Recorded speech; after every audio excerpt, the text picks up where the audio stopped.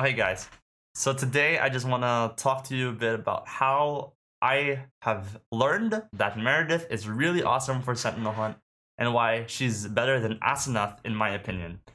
So we're going to look a bit about what the standard team 1 is for the Sentinel Hunt. So let me just quickly find a team here and yeah, so this is the standard team 1, alright? So you got your Jinyu, your Asenath, your Kara, your Hall, and your Bayandina. So the role that the Asenath, or in this case the Meredith, will fill is the healer and the support. You have your debuffers in Hall and Kara, and you have your stripper for the immunity buffs and your buff blocker for Bayandina. And then you have your cleanser for the debuffs that the followers will put on your team in Jinyu Yao. And obviously all of these are replaceable. You can use Ive, you can use like David for the stripper, you can use like Clara or Catherine for your cleanser. But the default healer that people like to use, or that people have now started to stop using, like all these teams have stopped using Asenath. But what's pretty common still is that they use Asenath. And let me just go over her skills real quick. Asenath is used mainly for her damage mitigation and her AoE healing, which is pretty hard to find. Now, her damage mitigation is pretty good. Like, the Lotus Mark will reduce 50% of the damage that it takes. And that's pretty good, because if the boss hits into this, that's a lot of damage reduction, right? And it also gives her AP, it also gives her team an AP push, but it also gives her an AP push when the Lotus Mark is triggered. So it lets her get her turns relatively quickly. And then for the AoE healing on her S2, the AoE healing is pretty good, and then grants recovery to all targets, so there's even more AoE healing after that. And her S1 provides a very decent, I would say, dispel per buff. It adds to the consistency of a team.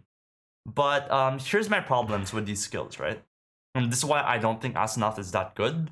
Is that, for one, the Lotus Mark is really good when the boss is the one that hits into it.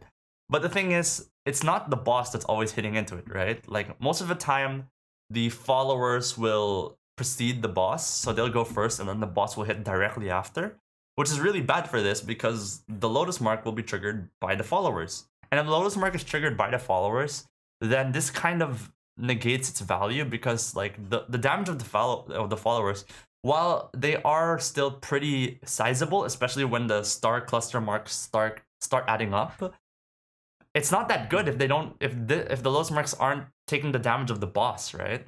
And another thing is that for the S2, for the recovery, the healing 10% of the target's max HP isn't a lot, because it's of the target's max HP. So at most, it's going to be healing 10% of like your other units. If this is based on Asenath's own HP, then it would be a different story. But the fact that it's based only on the target's max HP and 80% of Asenath's attack, which is, you know, whatever, it's not enough. And it does grant recovery, which is an extra 15%. But the thing is, one of the followers actually dispels buffs when you attack. Now, if you saw a while ago on the standard team with Bayandina, Hall, Kara, Jinyu Yao, and Asenath, there's only one buff that's going on the team, and that's your recovery buff. So it's very often that this recovery buff will get dispelled by the enemy follower, and it'll just end up being useless. So that's why this isn't that good. The dispel buff, the S1's also just, you know, it is what it is. That's why Asenath really isn't that good, in my opinion. I was really excited for her to hit Resonance and, you know, get this, when Lotus Mark is triggered, heals its carrier, healing 15% of their max HP. I was really excited for this R6 for Sentinel Hunt, but the thing is, this R6 is going to take months based on the Divine Sequencer shop. And that got me thinking about someone else. And that someone else is someone who just got recently buffed. And that is our banjo-loving girl, Meredith. Now, what's so good about Meredith, right? And we'll go over her skills. The Hand of Scylla. This is a lots of words. But what it basically says is, attacks one enemy, does 50%, reduces their max HP by 50% of Meredith's max HP. So it just does 50% of Meredith's max HP as damage to a boss. If a target's HP is greater than 80%, ability cooldown -1. Now, because the boss doesn't have an actual HP gauge, this cooldown is always -1. So it's a 3-turn cooldown, which is better than Asenath's 4-turn cooldown, which will kind of slightly negate the fact that Asenath gets a turn immediately afterwards with her Lotus Marks. Heals all allies. Healing is 25% of the damage dealt, which is 12.5% of Meredith's max HP. Now, this 12.5% of Meredith's max HP is better because you can build her with HP bonus, which is a lot better than Asenath's S2, 10% of max HP and recovery. But wait, there's more.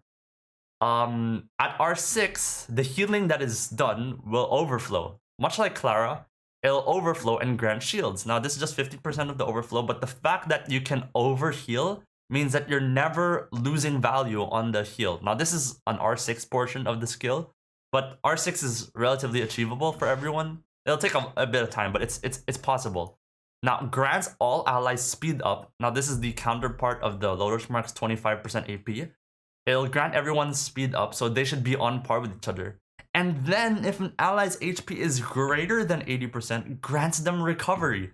So this skill is already on the same level as Asenath's Lotus Marks and her S2. It's on the level of her S3 and S2, and then Final Healing +2. Even better, honestly, it's even better because this skill will trigger Hall's attacks. It'll trigger Hall's follow-up attacks, and then it has multiple buffs on your team. So the follower might dispel something else, something that's not necessary, like the speed up if you need the recovery. It might dispel the recovery if you're already at full. It has that RNG base to it that gives it more power. But another reason why I love Meredith so much, and this is one of the reasons why I don't like Asenath, is because oftentimes what makes the boss so scary is not the fact that it will nuke your team, at least at the later stages, right? If you're in the mid game or end game, it's not the fact that it will nuke your whole team, at least in its first form, but the fact that it will focus down one unit. If it focuses down one unit, one key unit, and then you're forced to continue on with a 4v5, right? 4v1. And what's bad about that is, like, if it focuses down your Bayandina, and then you no longer have that stripping, and then suddenly, like, the boss has immunity and there's nothing you can do about it, right? Especially if you're running on auto. If it gets immunity and then your Bayandina is gone, you just have no way, almost no way. I mean, if you're running manual, you can do some shenanigans, but it's just gonna completely destroy your run, basically, if it focuses down one unit. But that's where the Sonic Shield comes in. Now, what's so strong about the Sonic Shield is that it heals one ally 30% of their max HP, which is a lot, and then grants them defense up and crit resist, which means not only will that unit that is clearly getting focused down, because this will target the lowest unit, the unit that's getting focused down will get defense up and crit resist, but this crit resist is such a unique buff because it will lessen the chance that the unit will get critted on. So not only will you basically increase the defense, but you're also lessening the chance of crit, and criticals will matter a lot, okay? So this is the anti-tunneling skill. This is the anti-destroy your run skill. This helps so much. This helps so much. And then attacks one enemy 3 times, damage, and then 45% chance of dispelling one buff per hit. So you can dispel the defense up and the immunity buff that the boss gets when it uses its sweep attack with just Meredith. Now, if you're doing this in auto, this might not matter a lot, but for manual gameplay, this might save the run. And even on auto, right? Like, if this just triggers at the right time, it's good to have that extra layer of protection. And it's completely awesome that Meredith can do that. Now, again, I will say that, you know, Meredith really shines when she gets to R6, but I've been using her even before I maxed her out at R6. I was using her at like R1, and it was still better. It was still better. Now, I can show you guys just a comparison. I won't show it on screen, but I will show a comparison of, like, you know, their skills and stuff like that, like how much healing and damage mitigation they did.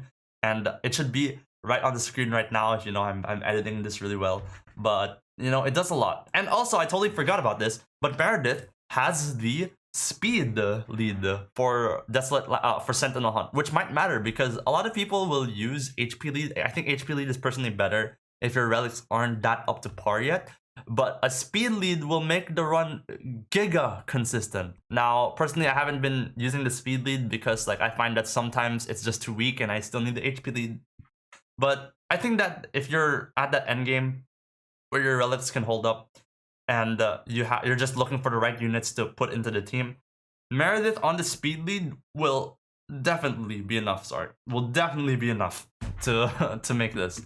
And yeah, I hope that this is enlightening.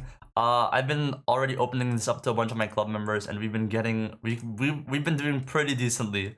With shout out to my club master here with the speed lead, and me personally, I'm also using the Meredith. Meredith is like just really awesome. Another one of my club members.